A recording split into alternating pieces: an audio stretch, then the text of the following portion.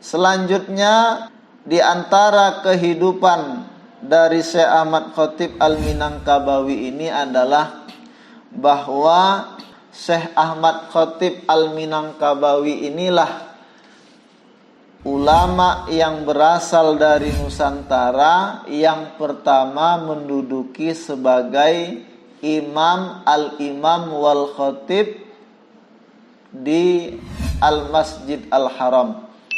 Nah, jadi sebelum beliau itu belum ada yang menjabat sebagai imam dan khatib.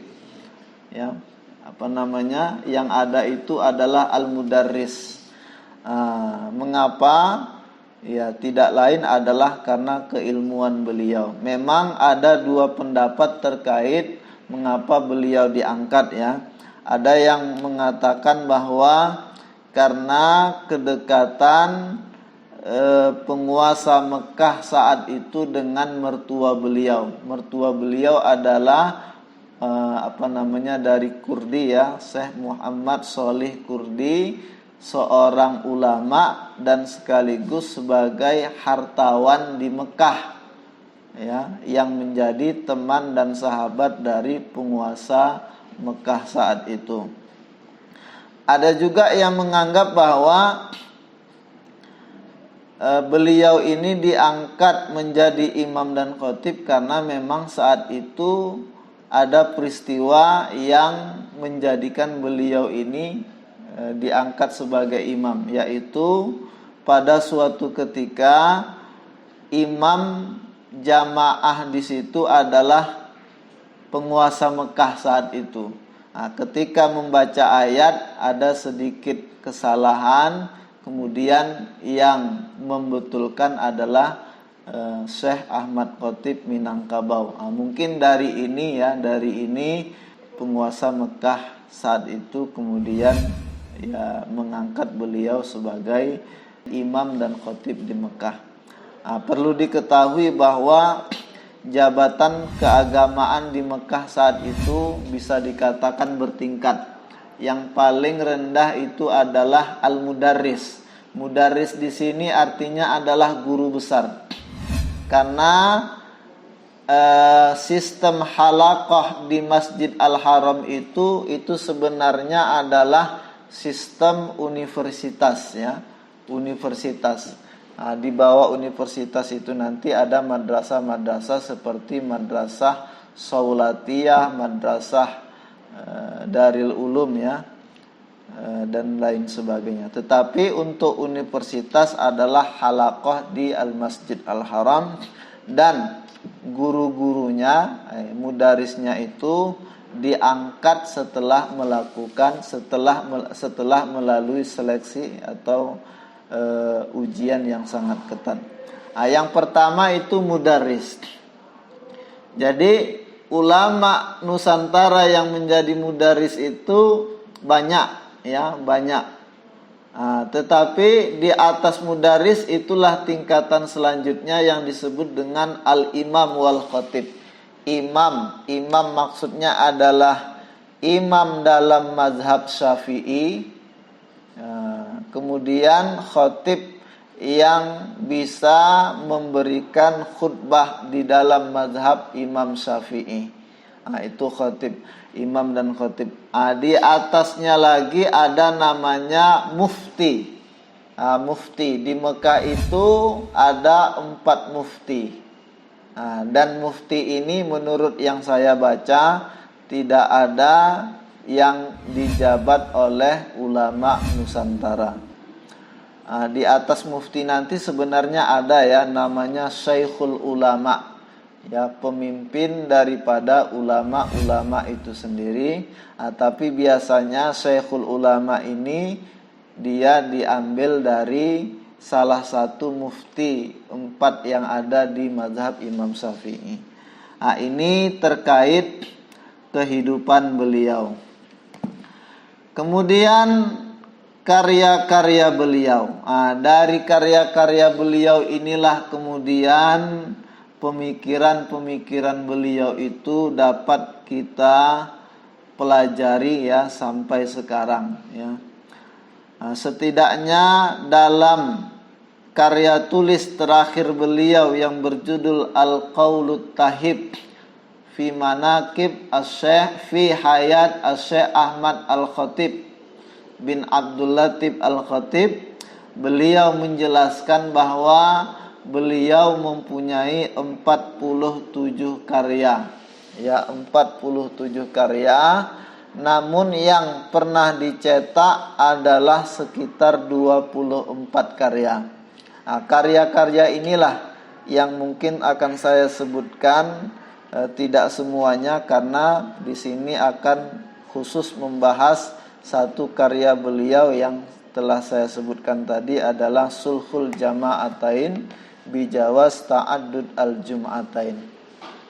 Para pemirsa Raudhah TV yang dirahmati oleh Allah Subhanahu wa taala, di antara karya-karya beliau yang sangat menarik bagi saya adalah karya-karya yang berbentuk polemik, ya. Karena beliau ini termasuk ulama Nusantara yang banyak berpolemik, ya. Dalam tarikat Naqsabandiyah Al-Khalidiyah di Minangkabau, setidaknya ada 3 karya beliau, ya, terkait bantahan beliau atas amaliyah, ya, amaliyah atau 5 persoalan ulama tarikat di Minangkabau. 3 karya beliau yaitu Izharu Zaghlil Kazibin, kemudian Al-Ayat Al-Bayyinat, kemudian As-Saif Al-Battar. 3-tiganya ditulis dalam Al-Jawi atau tulisan Arab Melayu, tulisan Arab bahasa Melayu. Dan ini menjadi polemik di sekitar tanah Minangkabau, ya. Ada nanti ulama namanya Syekh Muhammad Sa'ad Mungka, beliaulah yang membantah karya-karya dari Syekh Ahmad Khatib Al-Minangkabau. Dan juga yang membantah karya beliau termasuk murid beliau, yaitu Syekh Khatib Ali Padang, ya. Dalam karya beliau namanya Miftah As-Siddiqiyah. Di situ ada bab khusus terkait bantahan beliau atas pendapat gurunya Syekh Ahmad Khatib Al-Minangkabawi. Juga ada bantahan tapi bantahannya agak moderat, ya, yaitu Syekh Muhammad Dalil dan Syekh Sulaiman Ar-Rasuli. Ini terkait masalah tarekat Naqsabandiyah. Ada juga masalah sholat Jumat, ya, 2 masjid atau ta'addud al-jum'atain fi qaryatin wahidah. Masalah mendirikan 2 sholat Jumat di 2 masjid di dalam satu qaryah. Ini juga menjadi persoalan yang cukup, ya, polemik.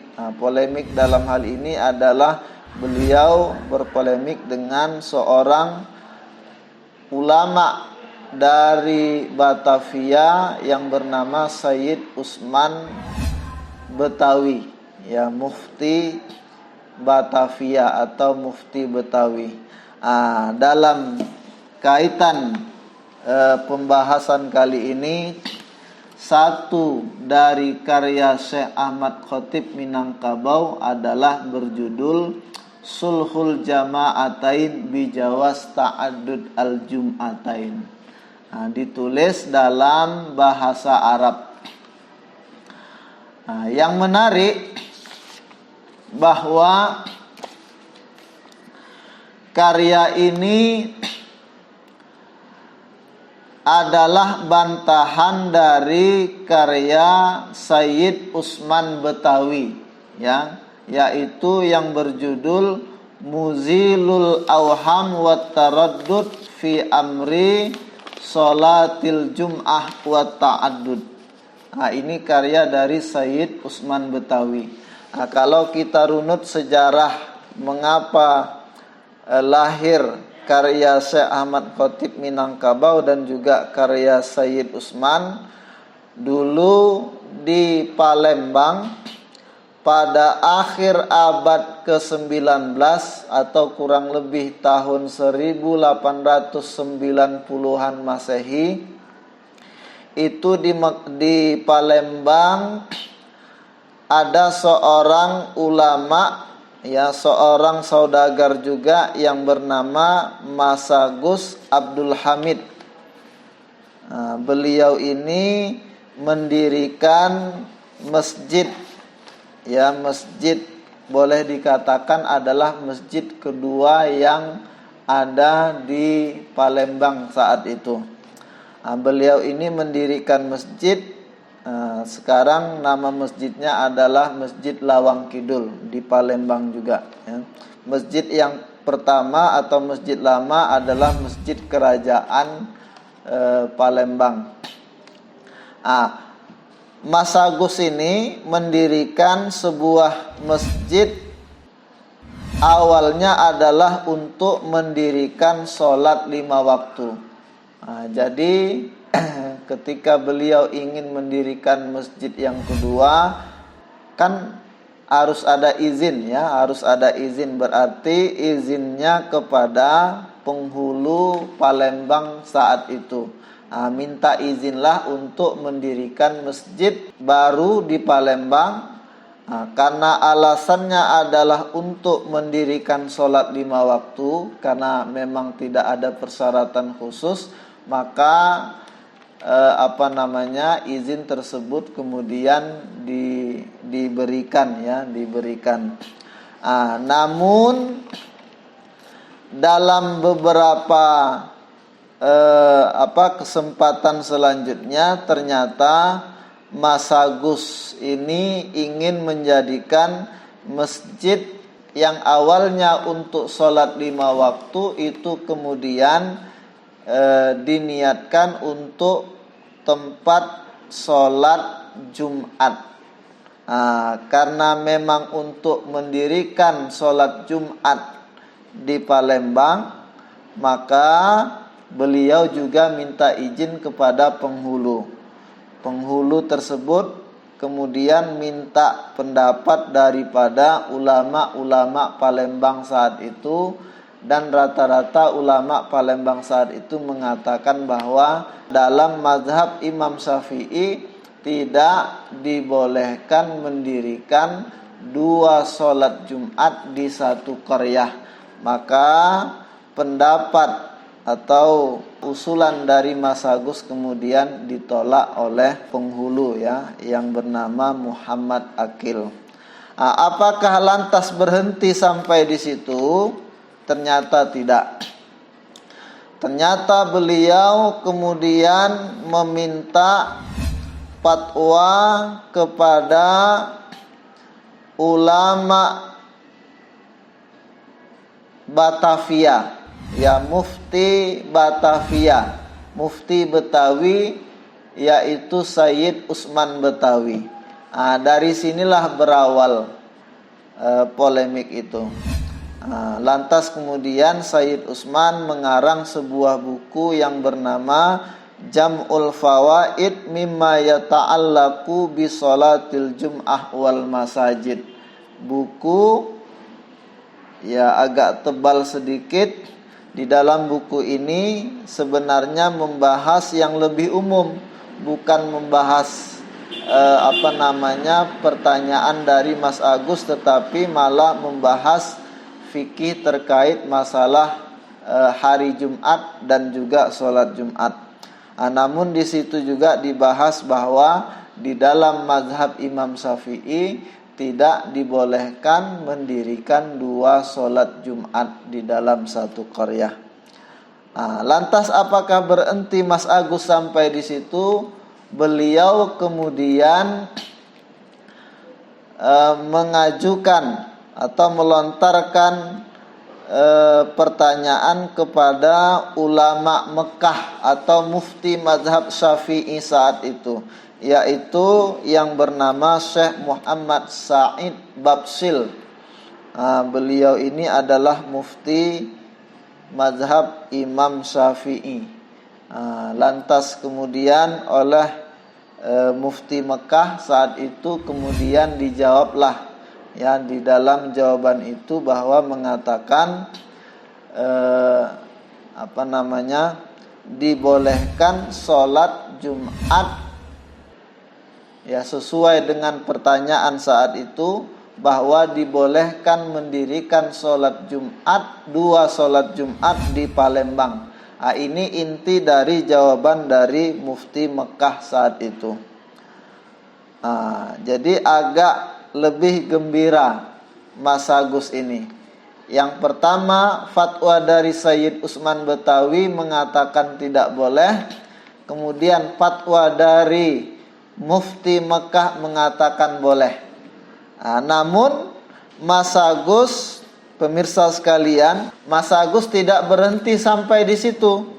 Ya, beliau kemudian mengirimkan pertanyaan juga yang kedua kepada Sayyid Usman Betawi.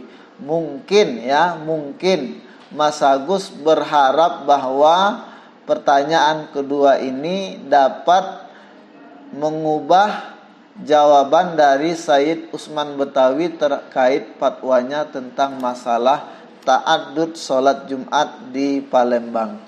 Namun Sayyid Usman Betawi malah mengarang sebuah buku yang bernama Muzilul Awham, ya, Muzilul Awham, yang di dalam buku ini menjelaskan bahwa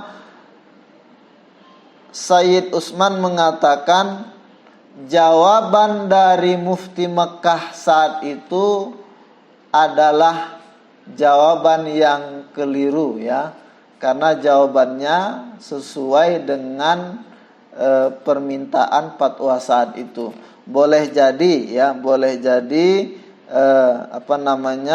pertanyaan yang diajukan kepada Mufti Mekah itu adalah yang menyebabkan Mufti Mekah menjawab bolehnya ta'addud sholat Jumat di Palembang. Artinya Muzilul Awham ini tetap mengatakan bahwa tidak boleh mengadakan 2 atau lebih sholat Jumat di dalam satu qaryah.